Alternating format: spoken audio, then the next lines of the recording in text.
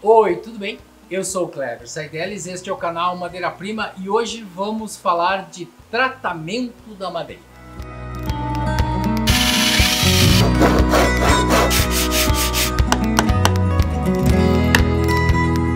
Pois bem, meus amigos, minhas amigas, parceiras aqui do canal, nós estamos fazendo uma revisitação aí nos nossos temas de restauração e já falamos de desmontagem, de couro, de retirada de acabamentos, falamos recentemente aí da revisão de peças e hoje nós vamos falar de tratamento da madeira, especificamente contra um dos problemas mais comuns no mobiliário do mundo todo, mas do Brasil especialmente, que é o chamado cupim. Nós já falamos sobre esse tema, a gente já explorou de várias maneiras, mas é importante a gente sempre voltar nesse tema porque as pessoas dizem, e a gente diz aqui também, que é o seguinte: o móvel antigo, ou ele tem cupim, ou ele teve cupim, ou ele vai ter cupim. É uma brincadeira, mas é de fato a preocupação que a gente tem. Vejam vocês o seguinte: essa cristaleira que nós estamos mostrando aqui e aplicando as várias técnicas, ela não tem cupim. Não tem. Foi um móvel assim muito bem cuidado e ele não tem cupim. Então nós não vamos fazer nenhuma intervenção especificamente nela. No entanto, se nós quiséssemos, era possível fazer uma espécie de preventiva, de fazer um trabalho de forma que o cupim não mais chegasse ali. E isso é uma coisa muito importante. A primeira coisa nesse processo de evitar que o cupim chegue é fazer uma coisa chamada base selante.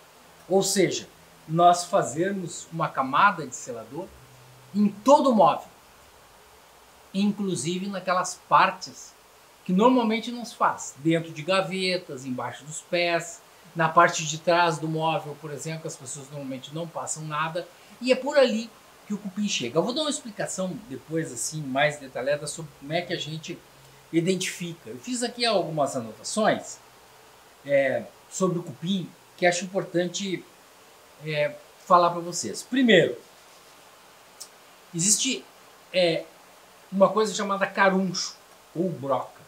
Muitas vezes determinadas madeiras já trazem a sua broca, já trazem o furo da broca, que é um pozinho diferente. O pó da broca,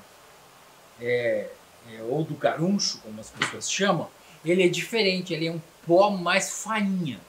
O do cupim é aqueles cocozinhos, aquelas bolinhas. Certo? Bom, então não confundam.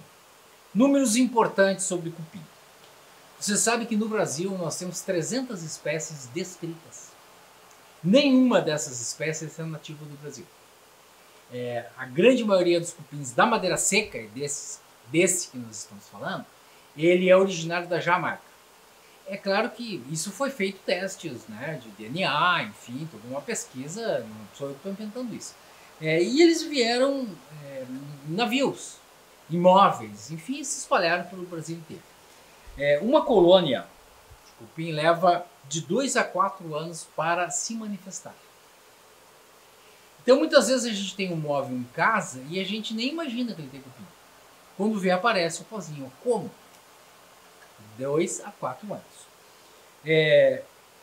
Lá pelo 4º ano dessa colônia, a fêmea libera lá alguns hormônios e tal, e acontece uma coisa chamada revoada, que é aquele momento em que a gente vai encontrar na nossa casa aquelas asinhas de cupim. O cupim cria asa, um determinado grupo de cupins, tá?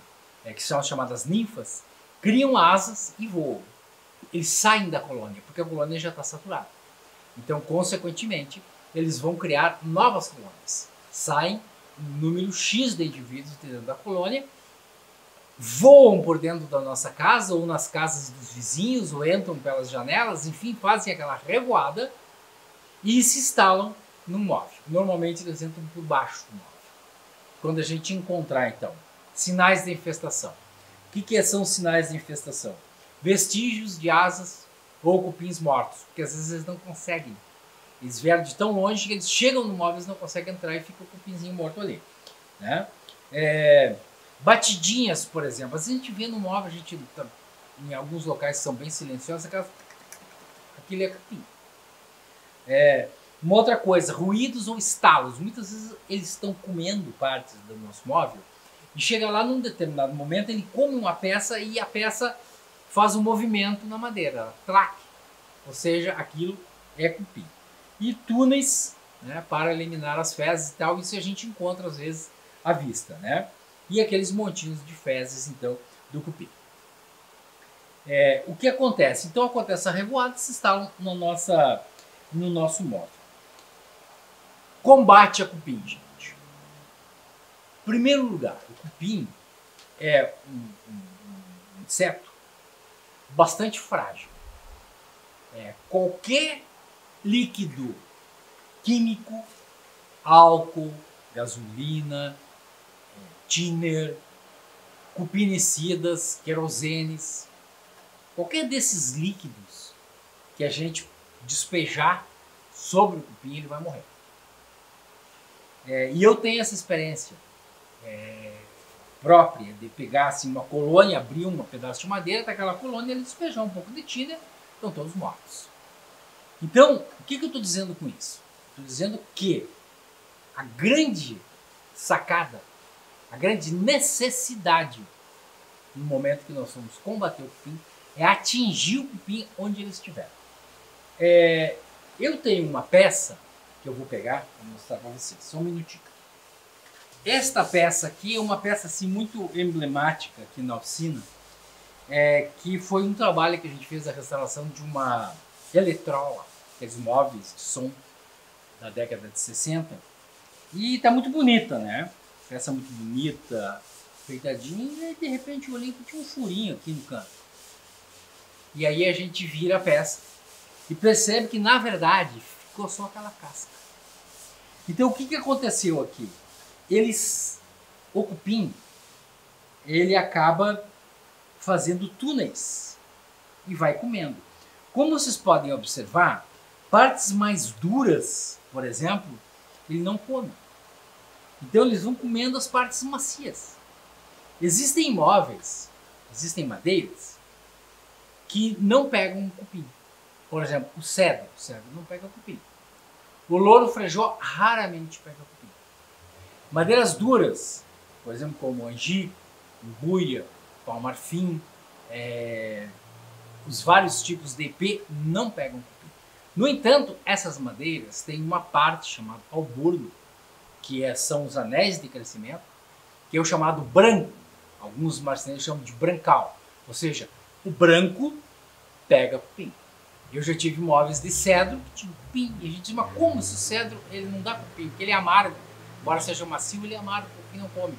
Mas ele ia lá e pegava aquela parte branca que tinha no nosso móvel. E acabava comendo. Só que, claro, formava uma colônia muito pequena e em seguida ia embora. Então nós precisamos atingir o cupim. E para atingir o cupim, nós temos que entender que na peça que está infectada, onde está instalada a sua colônia, existem esses túneis. Nós temos que encharcar, nós temos que inundar estes túneis. Aqui eu tenho duas peças. Esta aqui é um bicho preguiça da nossa colega Paula, um bichinho de estimação que ela tinha em casa e estava comido de cupim. Vocês podem ver aqui, comido de cupim. Esse aqui a gente fez um processo de tratamento que é assim o mais eficaz de todos. Coloca-se no congelador. Congela-se a peça. Consequentemente, o cupim vai morrer. Esse é o primeiro. Hoje já existem empresas, aqui no Rio Grande do Sul tem, em São Paulo tem, Rio de Janeiro tem, empresas especializadas em congelamento de móveis. Tu leva o teu móvel lá, desmontado, de preferência, pelo menos aqui no Rio Grande do Sul, e assim leva ele desmontado. 3 dias ele fica lá na câmara de congelamento, tu retira e os cupins estão mortos. Se a gente tiver um freezer grande e a gente conseguir desmontar o nosso móvel, coloca lá também, não tem problema. Como foi o caso do bicho preguiça aqui da Paula. No entanto, gente, tem momentos que a gente não consegue isso. Nosso móvel está montado e a gente precisa atingir o cupim. Então, nós usamos o método da infiltração. Eu vou botar minhas luvas aqui, porque eu vou dizer um negócio para vocês. Não mexam com cupinicida sem estar devidamente com luvas. Eu fui parar no hospital com problema de saúde quando manipulei uma quantidade muito grande de cupinicida e sem proteção. Então, assim, gente, é doloroso, mas é verdade. Bom, qual é o principal método? A infiltração. Então, a infiltração é o seguinte: nós temos aqui um aparelho de injeção. Esse não é o ideal, certo? Qual é o aparelho de injeção, né? É uma seringa. Existem aquelas de vidro e existem aquelas que seriam as mais apropriadas, que são as de uso veterinário. Obrigado. Veterinário, que a gente compra nas veterinárias, que é um de metal. Aquela é melhor. Essa aqui já tem problema. Já botei um pouquinho aqui e já começou a me dar problema. Então, o que eu vou fazer? Eu vou puxar aqui um pouco, só para fazer essa demonstração para vocês. Vou colocar aqui a agulha. E aqui eu tenho um pé de um pichechê. Eu vou pegar um furo, preferencialmente o furo de cima, né? E vou colocar o meu líquido. Vou colocando o líquido aqui dentro. E eu vou observando no meu móvel aonde é que esse líquido vai começar a sair. Esse aqui está bastante prejudicado. Então ele vai sair em seguida em outros furos aqui. Aí existem alguns que não estão prejudicados. Às vezes tem 2 ou 3 furinhos, a gente vai lá e injeta. Fazendo isso, ou seja, injetando, essa minha seringa realmente é muito ruim. Ó, aqui já começou a sair, ó. Injetei aqui, já começou a sair aqui, ó. Ó, aqui embaixo já saiu. Aqui embaixo já começou a sair. Ou seja, ele está inundando. Ou seja, o que está acontecendo aqui? Ele está percorrendo aqui dentro desse pé os túneis que o nosso cupim fez. Consequentemente, quando a gente entender, nós vamos ir colocando. Vamos colocando. Vamos para outro furo. Vamos para outro furo. E vamos colocando. Existem alguns fabricantes de cupinicidas que tem inclusive em aerosol. Você coloca o biquinho lá e você aperta um aerosol. Eu nunca usei, mas dizem que funciona. Vários parceiros nossos dizem que funciona.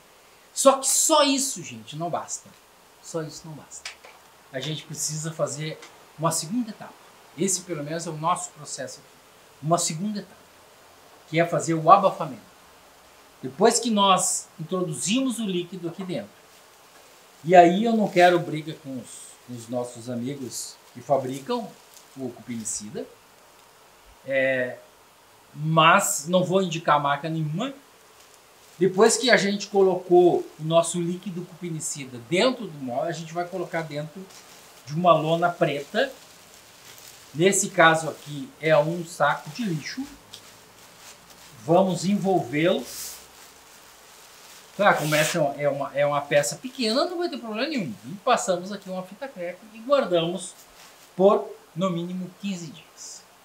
Feito isso, gente, feito isso, nós vamos lá, desembalamos as nossas peças, usando luvas, colocamos no ar para ela arejar, para sair aquele cheiro.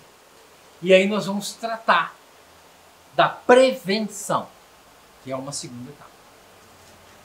Na verdade, nós temos a detecção do inseto, a injeção e o abafamento, e aí na montagem, antes da montagem, no processo de montagem, a gente tem que ter exatamente o cuidado com essa coisa que a gente chama de prevenção, de base selante. Vamos usar um selador, vamos usar um produto químico qualquer. Eu tenho experiências de pegar móveis que determinadas peças do móvel, determinadas travessas, determinadas montagens, determinadas espaços estavam completamente comidos e outros não. Tinha uma travessa completamente comida e na parte de trás da travessa eles não passaram. Por quê? Porque tinha cola. Eles não vão comer a cola. Então, assim, uma série de coisas que nós precisamos fazer. A principal delas é nós colocarmos um produto químico na superfície. Um selador, um verniz, uma tinta. Nós não gostamos de tinta, mas quem vai pintar o seu móvel, pinte todo o móvel. E cuide especialmente a parte de baixo dos pés. Aquela parte, tá aqui dentro agora, aquela parte que encosta no chão. Muitas vezes a gente não faz nada naquela parte ali, é por ali que o nosso cupim entra. Certo, gente? Bom, uma coisa rápida sobre o cupim para não deixar passar, porque é uma etapa importante. Outra forma de fazer isso também é que a gente pegue as peças, aqui nós temos uma das torres da nossa cristaleira está aqui conosco, as portas, outras peças, por exemplo, do móvel, e a gente pode fazer esse tratamento, ou seja, a gente passa, pincela bastante, encharca essas peças e coloca dentro de uma lona. Existem ainda outros processos, existem os sacos de vácuo, que é usado para outras coisas, mas também funciona para tratamento de cupim. É um saco, tem uma maquininha, né, uma coisinha, uma bombinha, a gente coloca as peças ali dentro com o cupimicida junto e faz o vácuo, ele fecha e aquele vácuo acaba entrando por todos os buracos. Também funciona. Nós não usamos aqui porque como a gente trabalha com móveis maiores, às vezes é difícil de a gente ter um saco enorme. A gente pode fazer também câmaras de descupinização. Uma geladeira velha, uma caixa que seja hermeticamente fechada, passa-se bastante cupinicida, fecha-se hermeticamente e a gente consegue fazer então esse tratamento. Certo, gente? Uma pincelada rápida aí sobre o nosso tratamento anticupim. Porque na verdade, gente, esse é o nosso inimigo número 1. É o grande inimigo do mobiliário. E eu quero fazer um apelo para vocês. Sempre que vocês perceberem que um móvel tem cupim, retire esse móvel de casa e faça o tratamento. Não deixe ele lá. Não pense que não vai acontecer nada, porque vai. Nós já tivemos oportunidades, por exemplo, esse pé que vocês viram aqui, ele não tem mais como ser utilizado. São 4 criados mudos, um trava-língua aí, que estão inutilizados. Os pés não funcionam mais. Não tem mais como se usar. Vai ter que fazer peças novas. Então assim, ó, surgiu o cupim, retire o móvel do ambiente, porque ele vai se espalhar pelo outro ambiente. E verifique a sua casa. Não deixe infestar. Porque para nós, gente, a preservação é o nosso compromisso. Preservar o móvel, manter as características desse móvel, a característica cultural, a característica social e a funcionalidade são os objetivos principais da nossa presença aqui. Por isso que a gente tem um compromisso. E esse compromisso está sempre numa frase que a gente encerra os nossos vídeos. Preserve seu móvel de madeira. O futuro será mais verde.